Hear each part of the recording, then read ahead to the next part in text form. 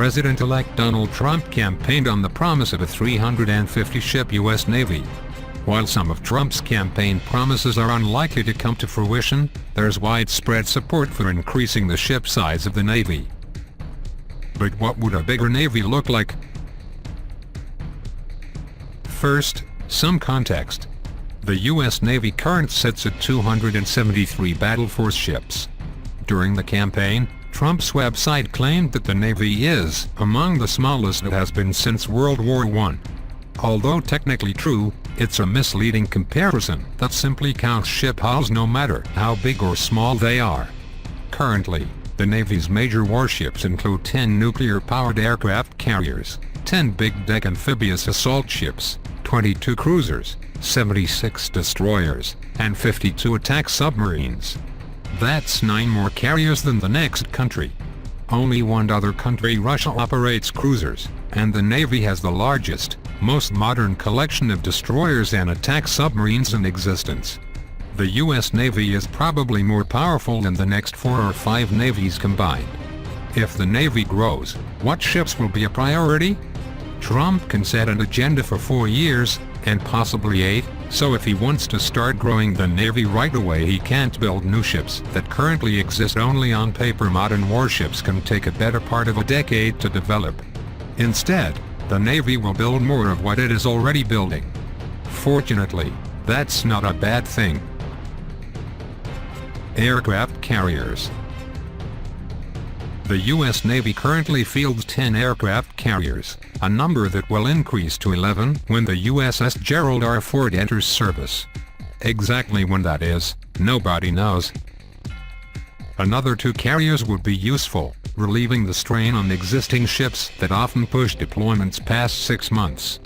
Each carrier would carry a mixture of Super Hornet and F-35 Joint Strike Fighters, EA-18G Growler electronic attack jets, E-2D Hawkeye airborne early warning airplanes, and various support aircraft and helicopters. How much would the carriers cost? The USS John F. Kennedy, the second Ford-class carrier currently under construction, is projected to cost $11.35 billion. 54 Super Hornets, Joint Strike Fighters, and Growlers would cost approximately $5.4 billion, and the rest of the aircraft on the ship probably brings the cost of the Air Wing up to $6.5 billion. Total cost for the ship and planes, $17.85 billion. But the aircraft carrier itself is only part of the package. A full carrier strike group also includes 1 Ticonderoga-class cruiser, 2 Arleigh Burke-class destroyers, a nuclear attack submarine, and a replenishment ship for carrying fuel and ammunition. Ticonderoga-class cruisers aren't built anymore, so we'll settle for 3 destroyers at $1.65 billion each. A Virginia-class submarine purchased as part of a bulk buy would probably cost $1.8 billion. And a supply-class replenishment ship would cost, in today's dollars, $541 million. Total cost for 2 carrier battle groups, 12 ships, $50 billion. Submarines.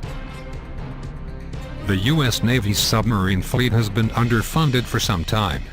The current fleet of 52 attack submarines, composed of a mixture of older Los Angeles, newer Seawolf class, and brand new Virginia-class nuclear attack submarines should probably go up to 70 ships. In 2014, the U.S. Navy awarded contracts to shipbuilders General Dynamics and Huntington Ingalls amounting to $17.6 billion for 10 Virginia-class submarines. That's a fantastic deal, which adjusted for inflation is still only $1.8 billion each. We're already buying 2 Virginias to operate as part of the new carrier battle groups, so we need 16 more attack subs to hit the 70 mark. Total cost for 16 Virginia-class nuclear attack submarines, $28.8 billion. Amphibious ships. The U.S. Navy currently has a fleet of 31 amphibious ships to support the U.S. Marine Corps at sea. The Navy and Marines agree that a 38-ship amphibious force would be ideal, but the money isn't there. If it was, we could buy 2 more America-class amphibious assault ships for $6.8 billion, and 5 more San Antonio-class amphibious transport docks for $10 billion. Assuming those ships can form 2 expeditionary strike groups filled with Marines, those ships will need protection. Let's buy another 3 Byrd-class destroyers for each group, so 6 ships for $9.9 billion. Total cost for approximately 2 expeditionary strike groups, 13 ships, $26.7 billion. Frigates. The U.S. Navy's experiment with the Littoral Combat Ship (LCS) concept has been just that, an experiment that hasn't yielded a fully operational ship. Despite billions spent and 6 ships in service, none of them are armed and equipped to original expectations. Mission modules that could quickly change a ship's mission from anti-surface to anti-mine, anti-submarine, and irregular and amphibious warfare with easy have all spent a decade or more in development with not a single one ready for action. The Navy is planning on buying an upgunned version of the LCS and calling it a frigate, and here's where we'll buy the remainder of the 350-ship fleet. We'll purchase 38 frigates to do the low end of Navy work, chasing pirates, patrolling the littorals such as the South China Sea, and conducting presence missions in low-priority areas such as South and Central America. The new frigate will have missile silos for evolved Sea Sparrow missiles and naval strike missiles, and a larger 76mm gun. All of the ships will carry a MH-60S helicopter, but half will be optimized for anti-submarine warfare and half will be optimized for minesweeping. Currently, littoral combat ships cost $450 million each, but that's with only a single 57mm gun. Adding the rest of the equipment, such as the new gun, missiles and helicopters, will probably add another $100 million per ship. Total cost for 36 frigates, $19.8 billion.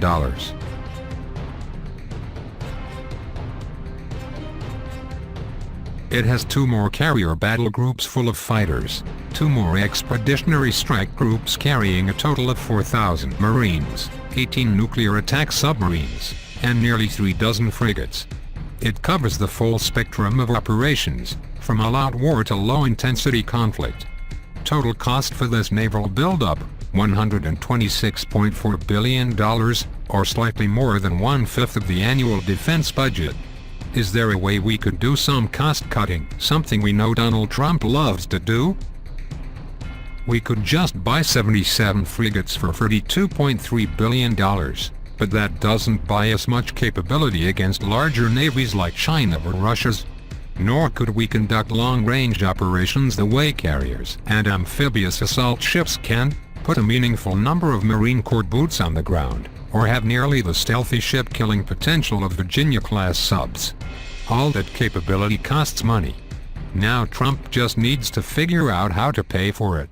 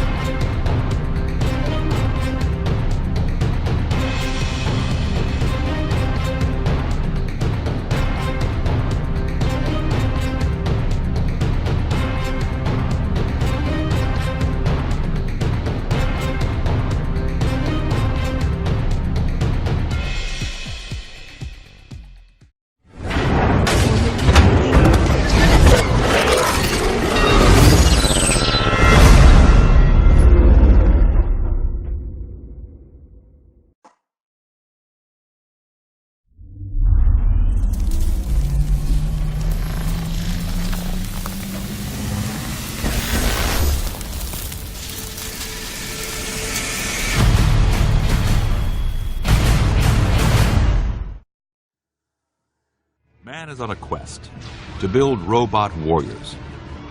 Real Terminators that are stronger than people, faster, able to make their own decisions. Your military has already tested prototypes. But how do we get from this to this?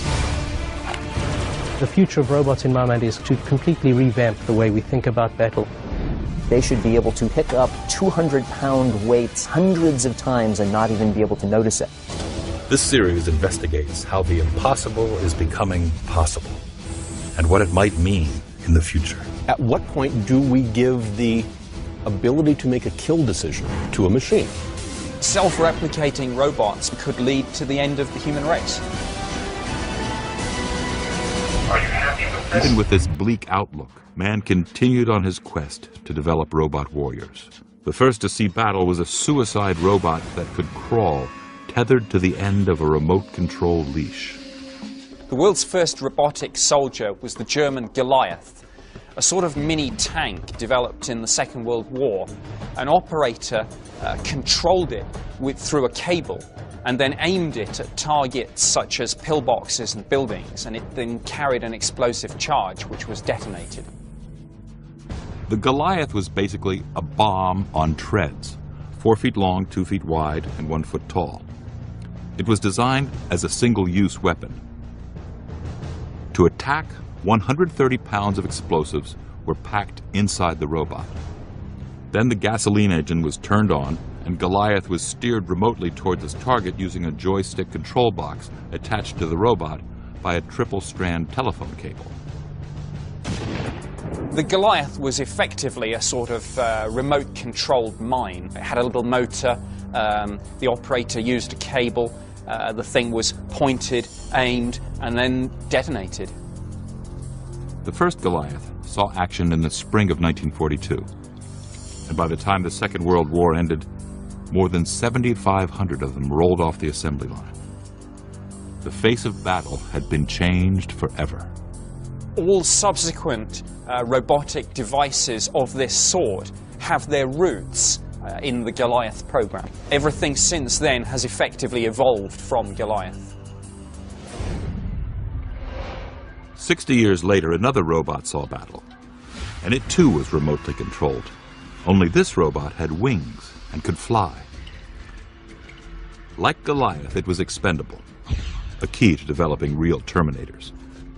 It bore the ominous name Predator UAV, Unmanned Aerial Vehicle.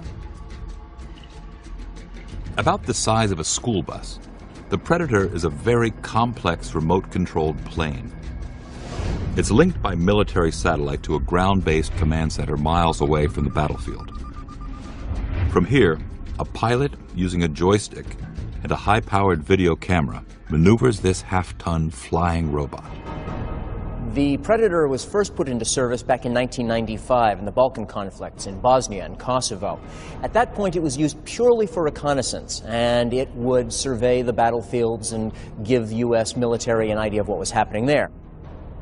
By 2000, the Air Force was exploring ways to use the UAV in a more aggressive strike role. The Predator really came to prominence in the Afghan war in the hunt for Osama bin Laden. The plan was developed to try to outfit it with new Hellfire missiles. It could launch those from altitude and attack bin Laden without ever being seen. There was a growing concern within the CIA about the threat he posed. Dubbed Afghan Eyes, the goal of this secret mission was to use a UAV to find bin Laden and take him out. Dr. Bruce Borup is a retired U.S. Army Airborne Ranger and former Battalion Air Operations Officer. He is also one of DARPA's leading developers of robot warriors. In September 2000, the CIA conducted a number of tests with the Predator, using it as a reconnaissance vehicle to try and locate Osama bin Laden. In fact, the first two videos did take pictures of a tall man in white robes surrounded by a guard detail, which analysts later described as probably bin Laden. In October 2000, the test Predator crashes. The program will stay grounded for a year.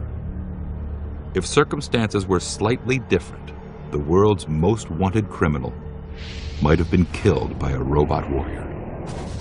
There were delays in arming the Predator. There was a lot of issues involved. Who controls the Predator as a weapons platform? What are the rules of engagement? There were also some issues about whether or not host countries would allow the Predator to fly with missiles. The Predator would not fly again until after 9/11. But when it finally returned to the air, the UAV was armed with Hellfire missiles. A first look at robotic warfare of the future. The Predator flying at 10,000 feet is very silent. The Hellfire is supersonic. You combine those two and there's almost no warning of an attack. This video shows the deadly accuracy of one of these flying robots taking out a battle tank. In a typical attack, a Predator soaring at an altitude of 5,000 feet, firing at an enemy target 1 mile away, would annihilate its target in 4 seconds. This would prove decisive in Iraq, in the troubled enclave of Sadr City in 2008. Sadr City had become a safe haven for Muqtada al-Sadr's militia. It was using this location to rain rocket attacks down on the Green Zone, where the U.S. Embassy and the fledgling Iraqi government were located. The military called in the Predator and another UAV, the Shadow. The Shadow helped get reconnaissance and identify the locations where some of the militia members were located. That information was then fed to the Predator, which then used that to target where it should send its missiles. Death in the blink of an eye, and the Predator is not yet a thinking Terminator. It doesn't make its own decisions. But that is coming as the impossible becomes possible in our time.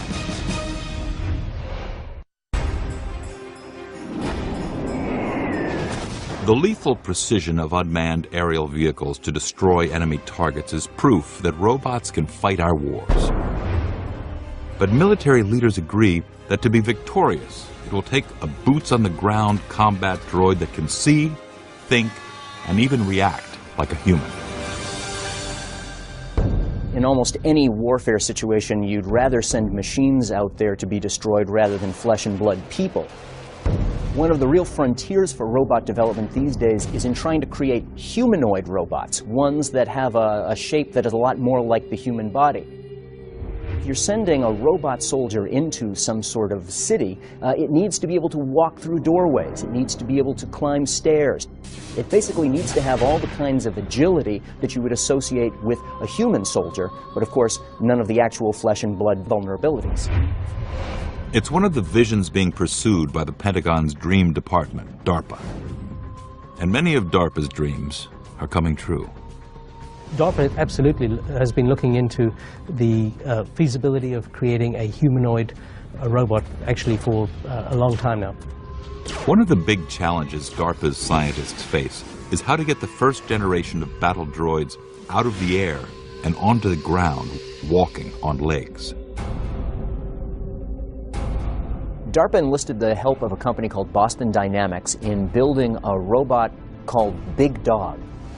The motivation behind Big Dog is to get some of the mobility and agility that we see in animals. I'm Mark Raybert, head of the Big Dog project. Animals with legs can go almost anywhere on Earth, but wheeled vehicles and tracked vehicles are pretty limited. Even newborn mountain goats and newborn almost any kind of quadruped can walk immediately, can climb, can follow their parents as they go up and down very steep inclines on rough terrain. Okay, following in 3, 2, go. The stable and sure-footed anatomy of four-legged creatures has inspired the amazing design of Big Dog. Big Dog's traveled on a 35-degree slope. It's traveled up a muddy hill and through the mud. It's traveled in snow, both up and down. We've had it carrying over 300 pounds. DARPA envisions the robotic soldier carrying 400 pounds over all types of terrain, 4 times the capacity of a human soldier.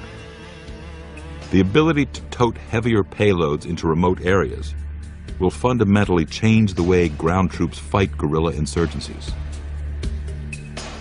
Suddenly we have the ability to take into battle things we would not have taken before because they were just too heavy. Suddenly we can take large ladders, heavy artillery, heavy weapons that we wouldn't otherwise have taken. Big Dog's powerful muscles are hydraulic actuators which contain sensors to measure joint angles and how hard the actuators are pushing. For balance, the robot has a gyroscope that mimics the sensory receptions in our inner ear. A computer monitors all of the sensors to figure out how to give the robot its footing on rough terrain. When the robot's climbing in the mud, it has abilities to sense that it is slipping on the terrain, and then it adjusts how much load it puts on each leg in order to keep its traction and its balance and its forward motion. Big Dog is really sort of cool or slightly creepy sort of robot. I think a lot of people have seen it move and are astonished by it. Perhaps most astonishing are the frenzied autonomous movements the robot makes when it loses its footing. It has some really fascinating capacity to recover from slipping or being struck. And the way it scrambles its legs around, the way it recovers from being knocked almost completely over, is spookily biological. The behavior of Big Dog over the last few years has come a long way, but there's no sign that we're really at the limit. As Big Dog's ground capabilities continued to expand, DARPA started another project in 2004 to explore the next skill for a real Terminator, the ability to climb. One of the scientists they've tapped to bring this vision to life is Mark Kutkoski. DARPA has a program to try to develop climbing robots for various applications, surveillance, inspection, and so on. I'm Professor Mark Kutkoski at Stanford University, and my goal is to build robots that can go anywhere. One of the advantages of climbing robots is surveillance, spying, or monitoring areas, because they can climb a building or a tree or another structure.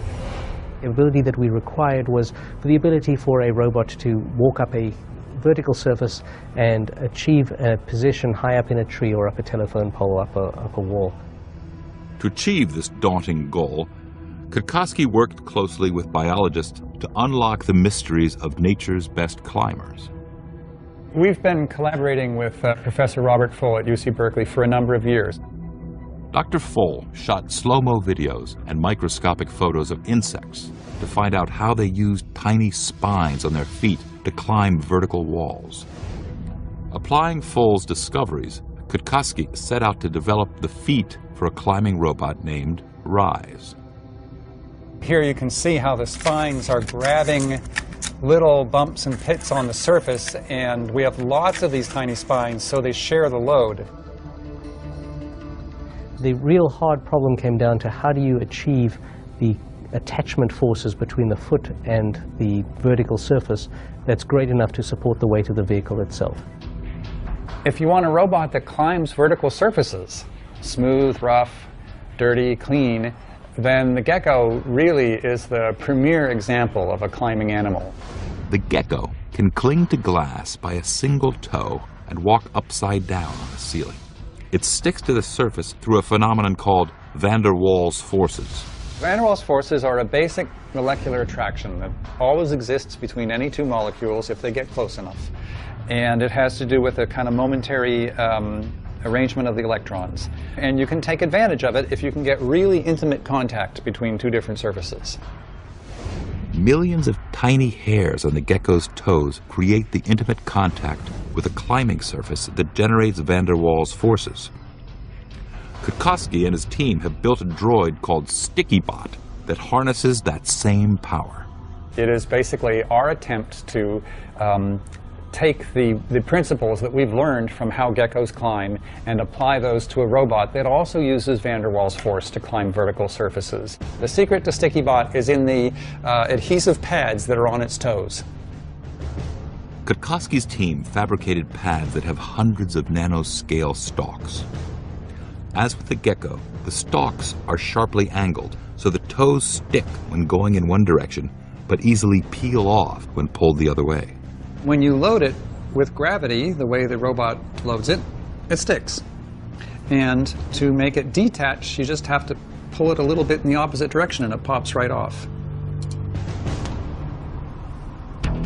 Now imagine troops of real Terminators climbing up the side of a building, spying on the enemy, and waiting for that moment to attack. Once a robot climbs up there, it can hang. It doesn't have to expend any power, so it can cling there for hours or even days, unobtrusively. That's quite different from something like a small helicopter, which always has to expend a lot of power and make a lot of noise. What's even more scary is not what these robots can do physically, but what they will be able to do mentally.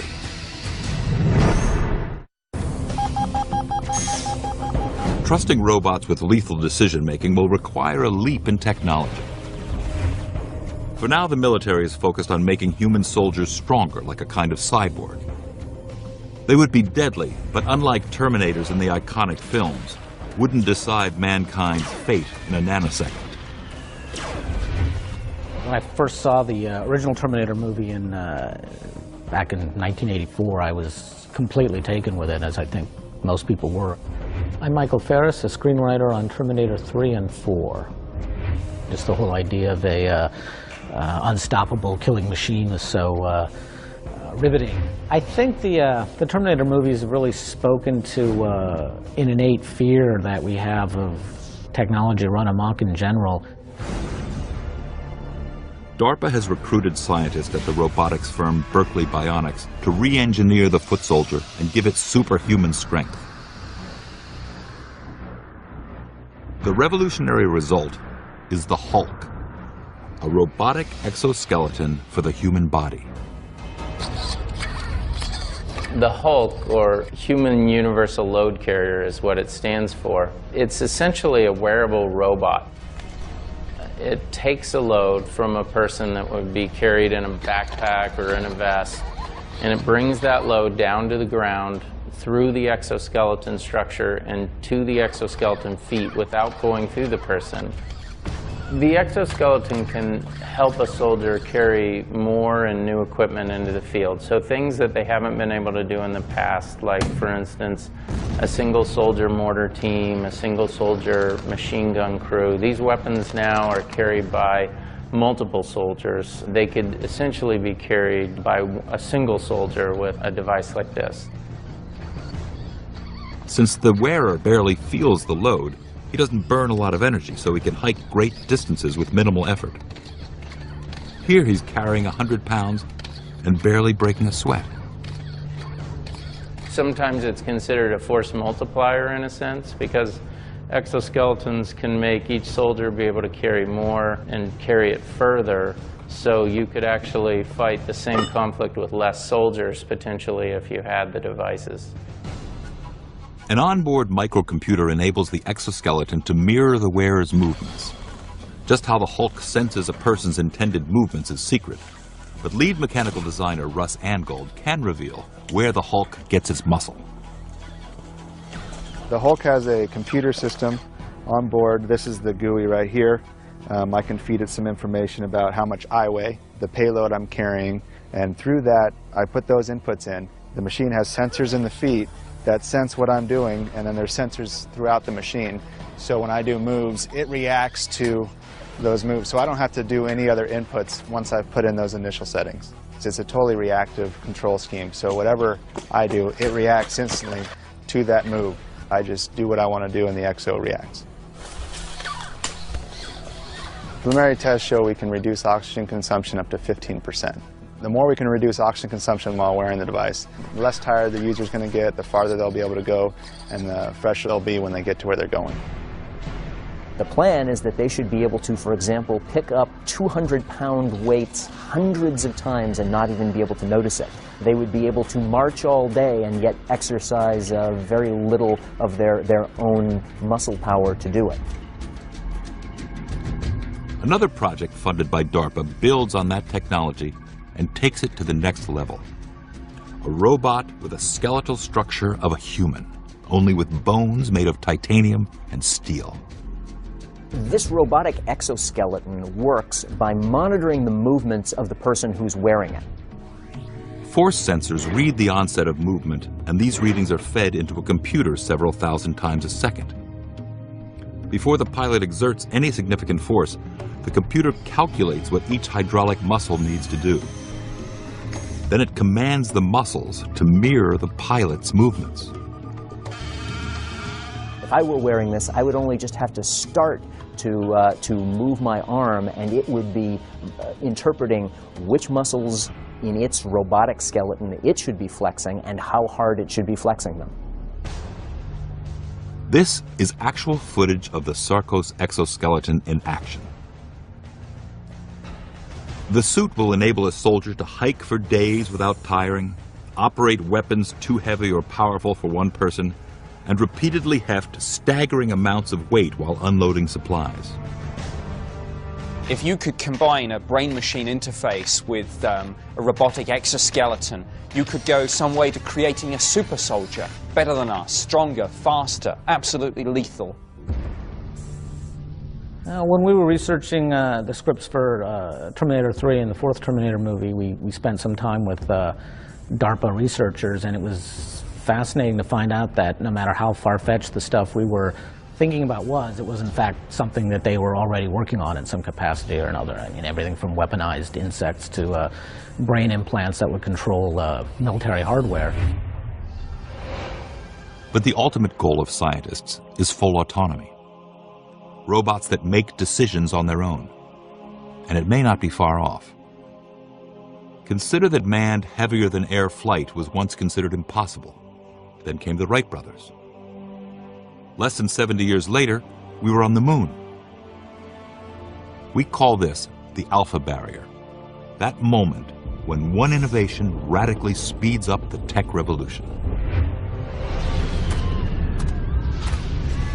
I think you can see the robotic revolution as really kind of an extension of, well, the industrial revolution, but also the information revolution and the automation revolution. It shows the kind of tension that we have in our society, and that we love what technology can do for us, but we are also suspicious about the ways that it could turn around and hurt us, in which it could be used against us. The terrifying reality of fully autonomous robots is closer than we think.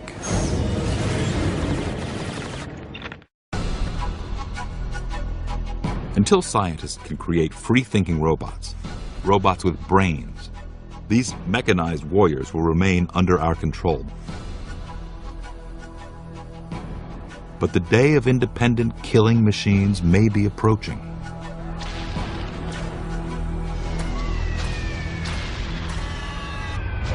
From DARPA's point of view, the development of artificial intelligence is a key enabling factor in robotics. In warfare, humans rely on brain power to survive. The line between life and death depends on how fast we identify the enemy, how quickly we size up the situation, how rapidly we react. If future wars are to be fought by machines, they too will have to make split-second judgments and lightning-fast decisions, all on their own. It's impractical to have remote-controlled armies. You would be at a disadvantage given the fast-moving pace of battle. In modern combat, the situation changes every second, and an autonomous robot would be able to respond instantly to those changes. And as you add autonomy to military robots, as they get used in combat operations, the question arises, at what point do we give the ability to make a kill decision to a machine? It's a question we may have to answer sooner rather than later. There was a study prepared by the US Joint Forces Command which suggested that as soon as 2025 we might have the technology to build autonomous battlefield robots. The barriers to spawning autonomous Terminators are quickly disintegrating. We may not be far off from developing the technology for an autonomous robot deciding whether to kill or not to kill. It's very difficult in the field of robotics to know exactly how advanced we are because, of course, the technology is highly classified. But advances in some Japanese non-military droids give us a glimpse into how robots are quickly acquiring the brain power needed for autonomous combat.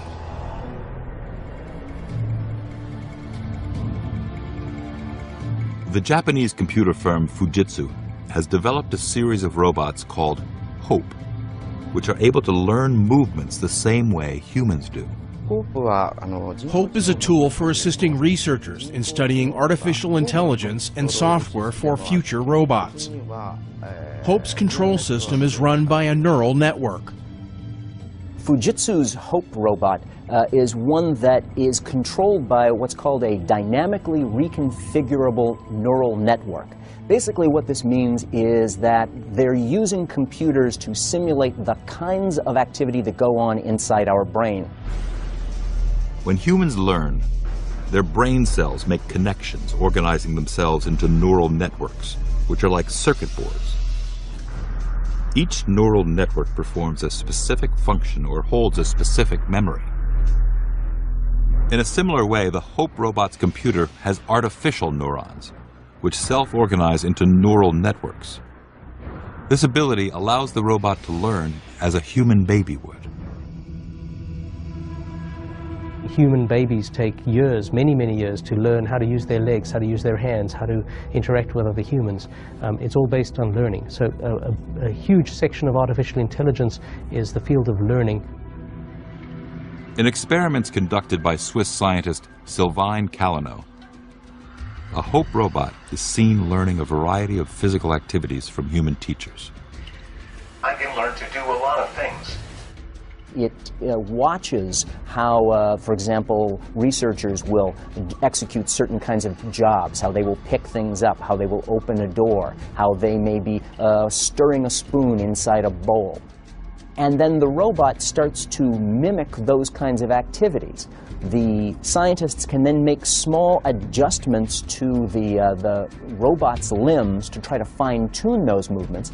And through repetition, the robot gradually learns how to do certain kinds of activities much the same way people would. Are you happy with this? Oh, yes. As artificial neural networks become more sophisticated, they will empower robots to do more and more things on their own. The human will no longer have to tell the robot very explicitly, in very, very small baby steps, how to perform a task. We would only teach or educate the robot. Humans won't need to program it anymore. But in war, it's not just what you have learned, but your intuition. If, for example, the robot is in a situation where the tension is escalating, would it be able to pick up on the subtle clues like a human soldier would? For robots to be autonomous, they need to have a lot of real-world smarts built into them. In many cases, they need to also be able to understand that people have intentions, that they have plans, that they are doing things. So there are situations in which they may need to try to get inside the head of a human being and understand what's going on. Turns out they're working on that too. What's really amazing is that these days you now actually have robots that are starting to be programmed to understand that what people want may not really be always what they're expressing. That in fact people may be thinking one thing and actually acting another way. One of the more uncanny examples of these socially intelligent robots is Robasuke, born in the Kobayashi lab at Japan's Waseda University. Robasuke converses naturally with humans using both verbal and non-verbal communication. The robot needs several levels of technology to have a conversation with us. My name is Fujii. I'm an associate professor at Waseda University. I invented a conversation robot, Robasuke. One of the basic level functions, as you can see on screen, is that the robot detects a human and recognizes whom it's talking to. We call the function personal recognition. Even more remarkable, the robot can recognize head gestures to interpret the attitude of the person it's talking to. Whenever human beings are communicating, no matter what they're saying, there's also an undercurrent of emotion and that's also being expressed, whether we realize it or not. Robosuke interprets a nod as a positive attitude, and a tilt or shake of the head as negative attitude. More amazing still, the robot can also read a person's state of mind by their tone of voice.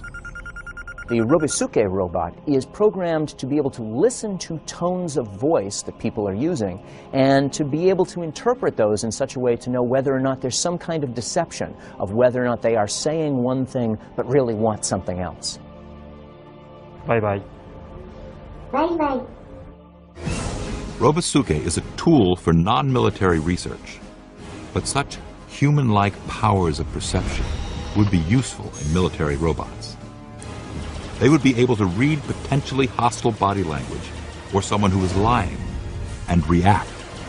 And the possibilities could veer even further into the realm of the fantastic. What we won't know is the extent to which a robot, when it becomes sufficiently sophisticated and autonomous, actually crosses the line and becomes self-aware and alive.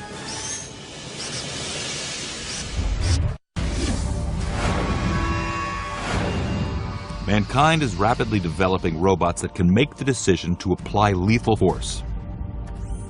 And when that moment comes, when robots can decide who and when to kill, it will bring about a power shift in which autonomous terminators will be fighting our wars.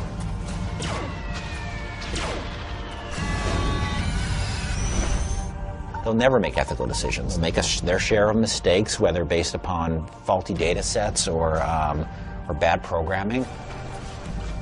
And they'll kill by mistake sometimes, or they'll kill the wrong person, and unlike a human being, they'll never regret it. Which raises the question, what happens when robots become smarter than us?